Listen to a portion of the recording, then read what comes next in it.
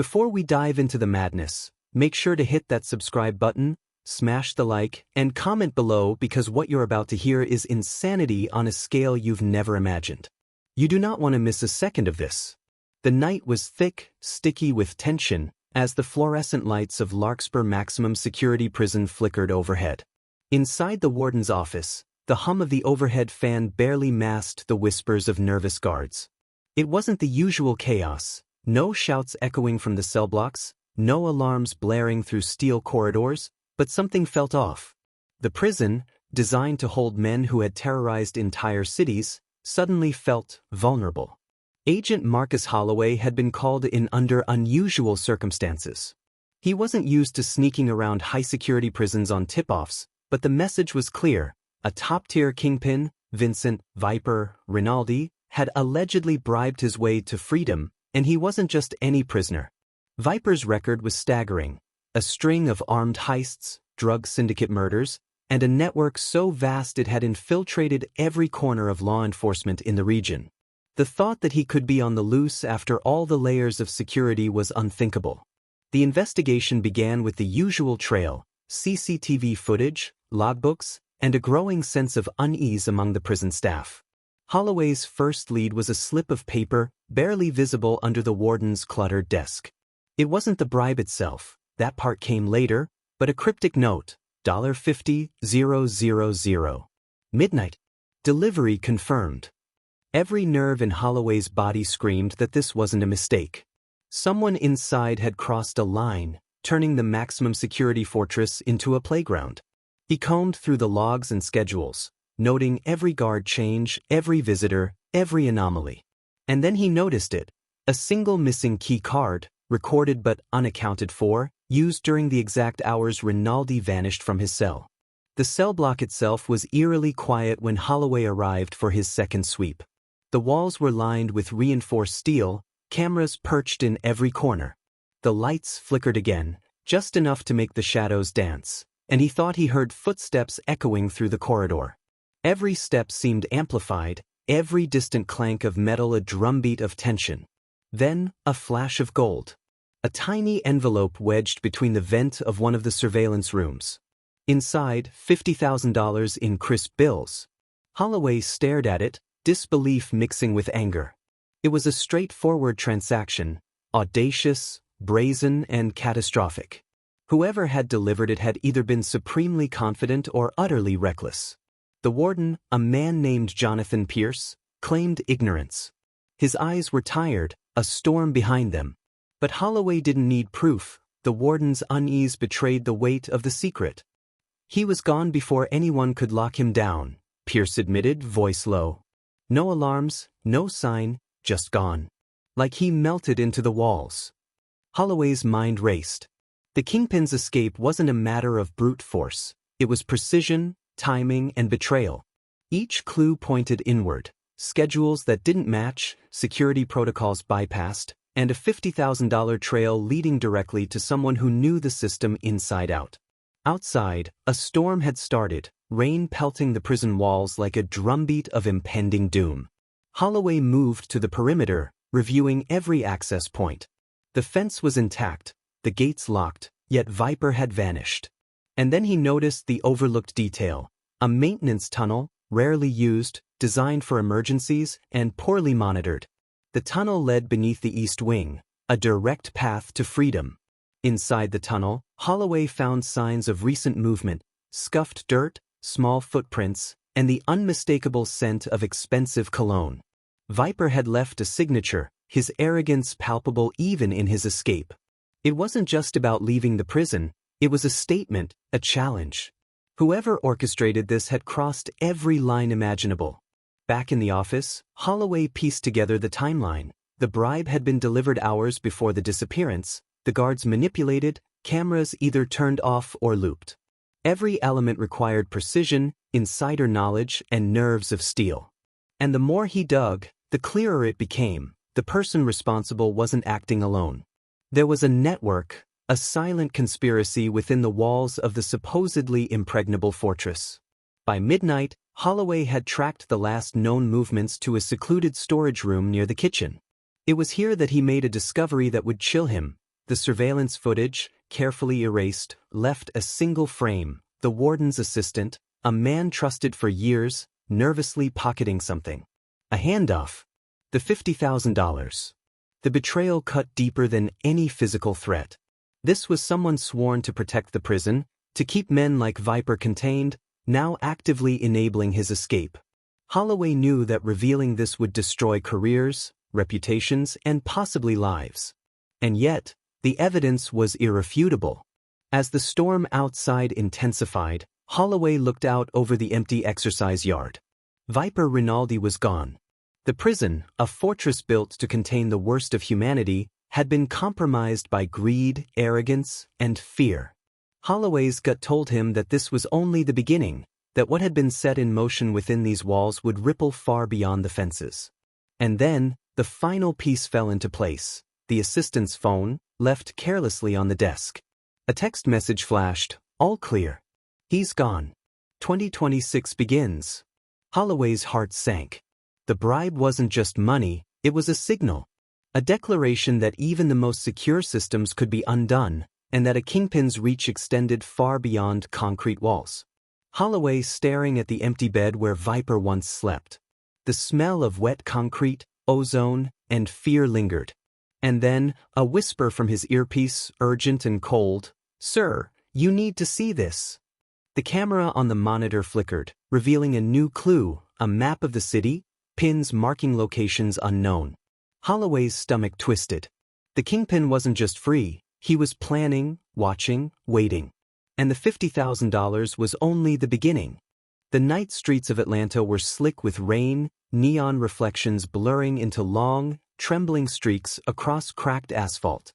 Vincent, Viper, Rinaldi moved with a predator's precision, his escape from Larkspur maximum security still echoing in the minds of every law enforcement officer in the region. Inside the city, rumors ran rampant. News outlets whispered about a missing Kingpin, social media ignited with speculation, but no one had concrete proof, not yet.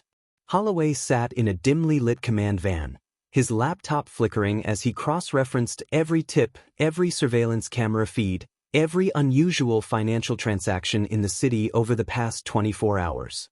The pattern was subtle, almost invisible: sudden cash withdrawals in multiple neighborhoods, the movement of unmarked vehicles, and a network of people disappearing from routine life. Each anomaly traced back, in one way or another, to someone connected to Rinaldi. The first breakthrough came in an unexpected place: a pawn shop in South Atlanta, run by a man named Leonard "Slim" Matthews. Slim had dealt in stolen electronics for years, but lately, his shop had become a hub for transactions too large to be unnoticed. Holloway noticed a trail of $50,000 increments being funneled through various shell accounts. The money moved like a pulse, carrying messages, hiding intentions, and maintaining a lifeline for a fugitive who knew every shadow of the city. Viper wasn't just hiding, he was orchestrating a network in real time. Each ally, each pawn, each corrupt contact had a role. There was the bartender who would slip messages in folded napkins, the cab driver who would ferry him through back alleys unseen, and the accountant who made the cash flow seamless.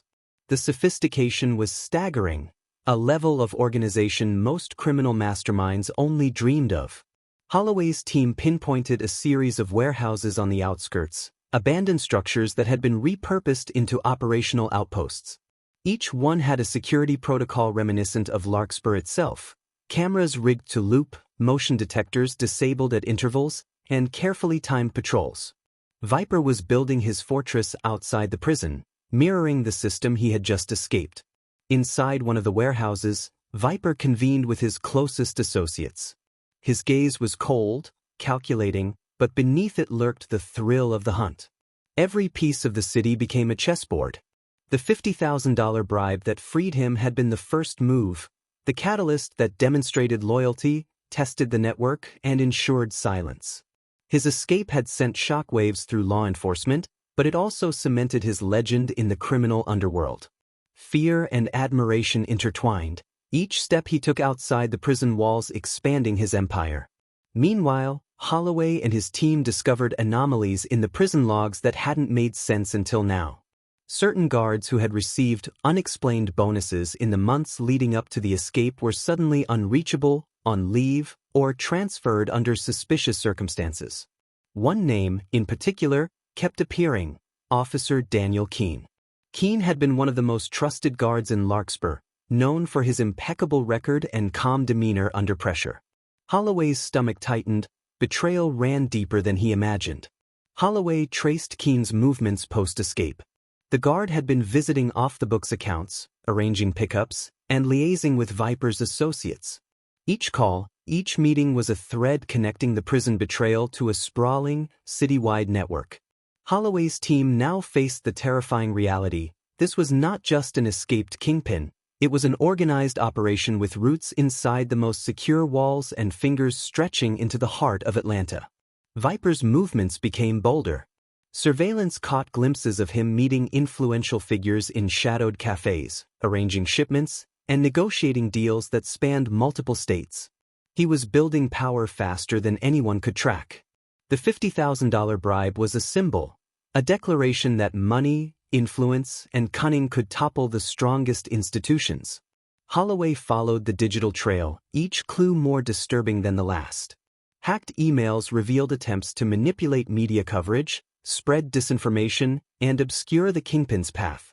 Bank transactions traced small amounts of cash funneled through laundromats, dry cleaners, and small businesses. The ingenuity was terrifying. Every measure the law had in place seemed to be anticipated by Viper's network. But the most disturbing development was the human cost. Inside Larkspur, officers whispered of further bribes and blackmail, prisoners emboldened by the success of one man's audacious escape.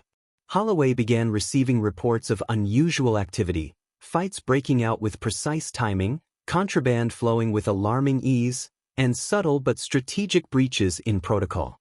The prison, he realized, was being reshaped from the inside, a slow-burning chaos orchestrated by a man now untouchable outside its walls. As Holloway worked to anticipate Viper's next move, he discovered a clue that froze him: a series of encrypted messages pointing to a safe house in the northern part of the city. The messages hinted at a meeting of Viper's most trusted lieutenants, a gathering that could reveal the next stage of his plan. Holloway knew this was his chance to strike, but he also knew the risk. One misstep could cost lives, and Viper's instinct for survival made him unpredictable. Night descended once more over Atlanta. Holloway's team moved through alleys and abandoned warehouses, lights dimmed, weapons ready. The safe house loomed ahead, seemingly innocuous, a gray building with boarded windows. Inside, shadows danced on the walls, figures whispering, moving with precision. Every step, every heartbeat was amplified. Holloway had entered a den of predators. Then a sound, a soft click from the back room. Holloway signaled his team to hold. Inside, they found a sight that would haunt them: plans, maps, and a ledger of transactions detailing every single movement tied to Viper's escape. But the most shocking discovery wasn't the logistics, it was the name at the center: Daniel Keene. The trusted officer, the face of loyalty, was the architect of the conspiracy. Holloway realized that the $50,000 bribe wasn't just the cost of freedom, it was the price of complicity. Keene had orchestrated the entire chain of events, leveraging fear, greed, and influence to ensure the Kingpin's disappearance. The betrayal ran deeper than Holloway imagined, a thread connecting the maximum security walls to the very streets he now patrolled. Holloway stared at the ledger, rain streaking the windows outside. The city was in play, the Kingpin at large, and a man sworn to protect justice had become the linchpin of chaos. Holloway's mind raced. How do you stop someone who anticipated every law, every rule, every safeguard? And more importantly, who else was involved that he hadn't yet discovered? The city held its breath. Viper was out there, building his empire, while Holloway faced the reality that the $50,000 bribe had unleashed a storm, and the consequences were only beginning. The dawn was gray, the kind that seeps into your bones, making the city feel heavier than usual. Atlanta's skyline looked distant through the haze, as if the events of the night before had cast a permanent shadow over the metropolis. Holloway moved with a weary urgency, each step measured, his mind replaying the last 48 hours in painstaking detail. The ledger, the safe house, Keen's betrayal, every revelation had sharpened the stakes. The Kingpin's escape was no longer a question of curiosity, it was a ticking time bomb that could ignite violence across multiple states. Holloway's team had organized a perimeter around the northern warehouse district, using drones and mobile surveillance units to catch Viper's lieutenants before they could scatter. Every street was under observation, every alley a potential escape route. The air was thick with tension. Holloway knew that if Viper slipped through again, the consequences would be catastrophic. Inside an abandoned factory, a meeting was underway. Viper sat at the head of a makeshift table, stacks of cash, maps, and encrypted devices surrounding him. His associates leaned in, attentive, their faces a mixture of loyalty and fear. He was cold, precise, unflinching, the Kingpin fully aware of the storm swirling just beyond the walls. The $50,000 bribe that had set him free was now a distant memory, replaced by a web of plans designed to ensure his dominion over the streets, no matter who tried to stop him. Suddenly, the perimeter buzzed with activity. Holloway's drones picked up movement outside the factory, shadows darting between containers, the faint sound of tires on gravel. Holloway signaled silently, no hasty moves. He didn't want a firefight, he wanted to corner Viper, to force the Kingpin into a situation where escape was impossible. Inside, Viper sensed the change in the air. His instincts screamed danger, but he remained calm, masking urgency with a controlled gaze. A glance at his team told him that some were uneasy, a few had been compromised, and their loyalty might fracture at any moment. He understood the risks. A tactical misstep now would undo all the meticulous planning he had executed since escaping maximum security. Outside, Holloway's team advanced, silent and precise. Every step brought them closer to the Kingpin who had humiliated them all. They breached the perimeter cautiously, scanning shadows, anticipating traps. Viper had prepared for this, no doubt. The factory was rigged, corridors lined with distractions, dead ends, and alarm systems meant to slow pursuit. The first confrontation came in a narrow corridor. One of Viper's lieutenants attempted to flee, only to be intercepted by Holloway's officers. The scuffle was brief but violent, the lieutenant's resistance ending in a quick subdual. Holloway pushed forward, the scent of sweat and fear thickening in the stale air. Then came the final room. Viper waited, calm, almost expectant. Holloway entered with measured steps, hands resting on his holster, but not yet drawing. The Kingpin's eyes met his, and in that instant, there was a recognition, a battle of wits, a silent acknowledgement that only one would emerge unbroken. Vincent Rinaldi, Holloway said, his voice steady. It's over. We know about Keen, the bribe, everything. You're done. Viper's lips curved in a faint, cold smile. Detective Holloway, he replied. You think this is over? This was just the opening move. The tension exploded. Viper lunged for a hidden pistol, and the room erupted in chaos. Gunfire cracked, shouts echoed, and smoke from shattered windows filled the room. Holloway dove behind cover, returning fire in calculated bursts, his team moving to cut off every exit. Amid the firefight, Viper made a break for the back exit. Holloway pursued, heart pounding, adrenaline sharpening every sense. The streets outside were slick from the night's rain, the early morning light casting long shadows. Viper was fast, but Holloway was relentless. They collided near a chain-link fence, the struggle intense, each man fighting for control. With a final, desperate effort, Holloway managed to pin Viper against the fence. The Kingpin's pistol skidded across the wet asphalt. Holloway cuffed him, his hands shaking slightly from the intensity of the chase and the magnitude of what had just been accomplished. The aftermath was surreal. News of the capture spread like wildfire, yet the public only scratched the surface of the story. Keen's betrayal became a national scandal. Internal investigations revealed that corruption had seeded itself deep within the prison system. Holloway's meticulous documentation ensured the conspiracy would unravel entirely, but the scars remained. Even behind bars, Viper retained a chilling composure. Interviews revealed little remorse, a chilling acknowledgement of his actions, and a clear warning. His network, though disrupted, still lingered. The city had survived, but the shadow of the Kingpin's influence would remain, a constant reminder of how one bribe had nearly unraveled an entire system. Holloway, standing outside the federal holding facility, watched the rain wash over the streets. The ledger, the safe houses, the corrupted officers, all now part of a history that would be studied for years. Yet, he knew the story didn't truly end here. Criminals like Viper didn't disappear, they adapted. They waited for the next lapse, the next bribe, the next opportunity. And somewhere, beyond the city limits, beyond the watchful eyes of law enforcement, whispers persisted. Whispers of $50,000 deals, missing officers, and a kingpin who could vanish if the right strings were pulled. Holloway couldn't shake the feeling that the $50,000 bribe had been the first ripple in a tide of chaos yet to come. As the sun broke through the clouds, Holloway turned toward the city, knowing one truth above all: justice was never final, and vigilance was the only safeguard against the shadows. The Kingpin's empire was fractured, but the echoes of that night would haunt both law enforcement and criminals alike for years to come.